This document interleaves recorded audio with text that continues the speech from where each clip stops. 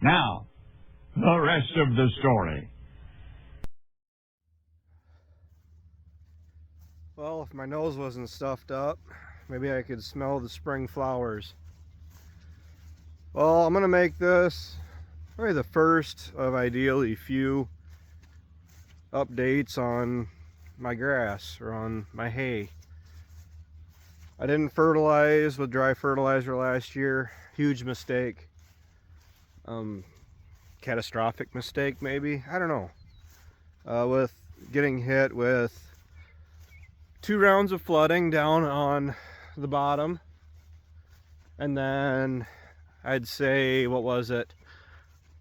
It was frosted off at least once, so it was nicked, dinged it a little bit, and that didn't benefit it. And now, with the army worms, was pretty much just kicking the legs completely out from under it, and it just didn't perform. I didn't even hit 200 bales down here last year. I mean, and just the long and the short of it. And my second crop actually outperformed my first crop. And if you've been watching my channel for the last couple of years, since I've been down here, that's really just outright abysmal numbers, really. First crop down here should hit 300 bales in street shoes, really. The best I've ever done off down here for first cutting was 498? Might be 428, but it was well over 400. Hit this with dry fertilizer, and with all the rain that we've had now and the 80-degree weather, tonight they're actually calling for down to 30, but I don't believe, I'm going to choose not to believe that it'll hurt it too much. But it is beautiful down here. It's the end of the day, and I'm a little worried about flooding down on the bottom itself. Not backing up on the river, just, I mean, where's all the water from up here? Where's it going to go? It's going to go down in the bottom. And we had 1.25 inches of rain in about 12 minutes. We'll just say 15 minutes just to make it simple. But it wasn't good. We actually had washing. Everybody had washing. But we had washing on our soybean stubble, on our chiseled ground, and to be completely honest, I think we had more washing on our soybean ground, the no-till stuff, than we actually did on the chiseled ground. But I don't know how much the camera's able to pick up, but you can see that the grass is almost blue. And blue as in it's not suffering, but to where it looks incredibly healthy. And it does really. Makes me feel good. And looking out across here, we've had the moisture, a little bit of heat. Grass is definitely hitting that dry fertilizer I put on the end of March. It's not quite been a month since it's been applied, but had the rains hit it that did hit it, weren't really severe. It was enough to wash it down to the roots. There's actually a deer down there at the end of multiple down to the end of the field. The deer pressure is strong enough down here, but that's why it's a hay farm, and I need it. With the cow herd doing what it's doing, having some fresh grass is going to be really nice. Go through and I will spray. It won't be before first crop, so this clover here will carry into my first cutting, but I'll be spraying for broadleaves when I come back through for supplementing for a second cutting down here. All depends on weather. I know I can do 2 cuttings pretty well. I mean, I'm thinking about backing off to like 2.5 cuttings, as in the bench ground. This is the bench ground, The bottom ground is that down there. I want to get over where I can at least somewhat see it. It's going to get dark on me really quick, but I know I can cut this hopefully the 1st of June, let it go till early September. Largely just because with combining soybeans anymore, it seems like we get to the second half of September and my attention really should be more on harvesting beans rather than making hay, because it seems like the last couple years I've been down here making this when we really should have been cutting soybeans. And the bottom down there does look really pretty. I'm not going to walk all the way down there because I don't nearly have the time. But I guess I make these videos more or less as just for my benefit at this point, because it's something to look back on and see how nice it really does look down here. I can see fertilizer may have been overlapping just a lot. Oops. Dark. Oh well. Hopefully it'll be a little bit heavier there then. I was using the GPS, but even with the GPS, I had it set to overlap just a little bit, which is fine. I actually had enough. I was only short by 0.4 acres, so not nearly enough to really get upset about it. And you always make sure you do your better ground anyway. But the bottom, I'm thinking about trying to do 3 cuttings off of that, because even in the summer when it is drier, you get in your drier months, all that canary grass is rooted down where the water is not very deep. And I'm thinking about ponying up the money for hitting that with the appropriate amount of fertilizer to encourage a second growth, and then try to take a second cutting maybe mid-July, 45 days, and then hit it strong again with another round of liquid fert and the radiate just exclusively on the bottom itself, and try to get a 3rd cutting off of the bottom. And I'll take the 3rd cut off the bottom when I do the 2nd cutting up here. So it's got an assortment of grasses on it, and you know, it looks a lot better than it did last year at this time. I'm not gonna lie.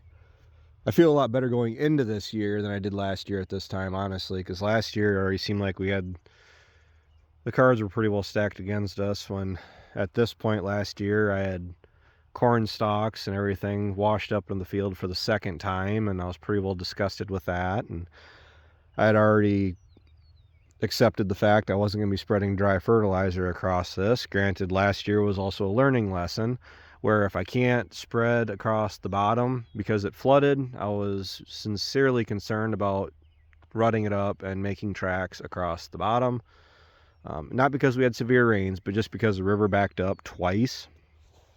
And at least I knew I could have gotten across the bench ground, and the bench ground in itself might not be the best soil, or at least the grasses up here might not be the best grasses to produce a lot, but I do know from unfortunate trial and error that I should have at least come down, loaded up enough dry fertilizer, and at least spread what I could.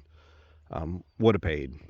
The worms that I had, the army worms, they were mainly down in the bottom, and a lot of the hay that I produced last year was really off the bench up here, because the dang things, they liked that reed canary grass.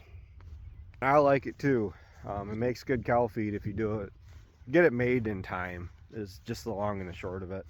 I'm looking to really keep my 2nd, potentially my 3rd cutting, 100% to myself, exclusively for my cows. I believe I'm already, for next year, it looks like I'll be sitting about 60 potential stock cows and heifers, potentially calving for next year. I just did the rough math this morning.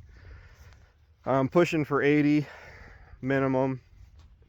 I like to get to 80 and maintain that, and maybe gradually grow from there with different pastures that I have access to. I just gotta make proper use of them. A bunch of them, a couple of them are really close to home, and I really just need to focus my time on getting the fences built back up. I've had cattle in them in the past, and attention diverted elsewhere, and just don't get to it. So not gonna try to bombard you with a whole lot of valley update videos this year. Looking at planting any day now, really. I think more or less as soon as the ground dries out, we're gonna be doing something. It won't be corn, it'll be beans, of course, but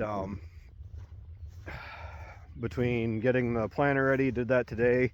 That's what this video was supposed to be. I wanted to talk to you about what I was doing on that. Nonetheless, the planter is 90% ready to go. It's the joys of having ground. I don't have a whole lot of ground, but I have some that is fairly flat, and this is one of them. The field over there, the tip of my finger, that has a lot of varying spots on it. The tip over here through the woods, the end of my finger, that's actually got about, I should call it like the Seven Lakes farm or something, or Seven Lakes field, because it does have how it lays. It has a couple areas on it like to hold water. Same thing here. I actually just walked up my field road, or there's supposed to be a field road. Tells you how good the fertilizer's doing. The grass is coming up really healthy, actually.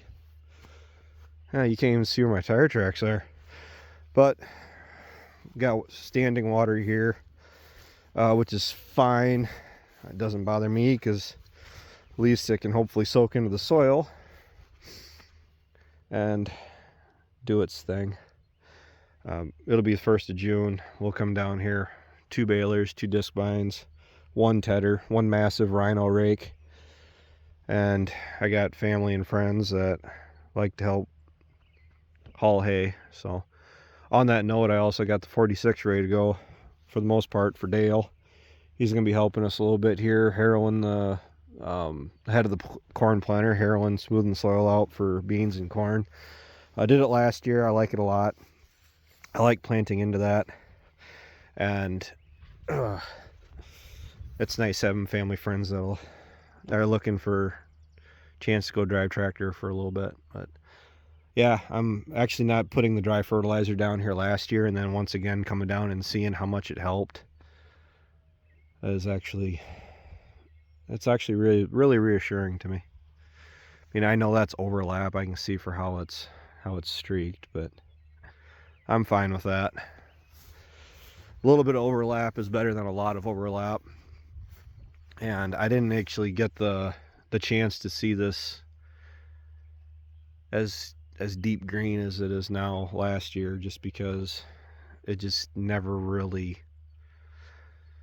had the chance to grow or to take off. It just seemed like even when we were making it in June, even where we didn't have the bug issue, we never really saw the grass do well.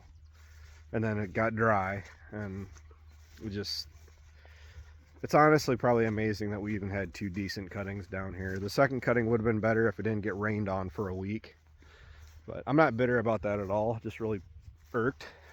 So all you can do is try to put it in the rear view and hope for a better year. It's one of the joys of being a farmer. We're forever optimists. Honestly, you have to be. So stay tuned for more farming videos. I got my camera with me almost most of the time, and I want to keep doing updates on the cattle and the crops. Make sure you like, comment, subscribing really helps. Hitting the little bell down below so you guys get notifications when I post. I try to do it consistently, but it's sporadic. I'm sorry, I can't help it. I was trying to do Wednesdays and Saturdays.